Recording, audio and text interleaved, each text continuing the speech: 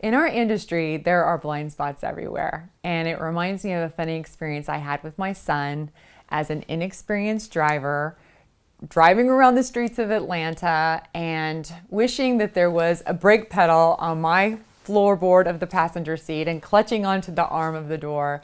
But one of the problems I had with him is I couldn't get him to use all of his resources. He would look in his rearview mirror, but he wouldn't look at his side mirrors or give enough signal with his turn signal or look over his shoulder. And so I tried to say, son, there are blind spots, and when you don't know what you don't know, you're setting yourself up for a catastrophe. You've got to use all of the resources available to you.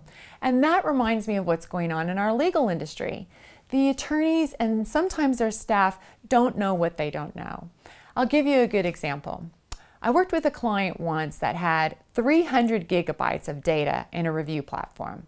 And the entire review team, except for the lead attorney, was very comfortable with that review platform.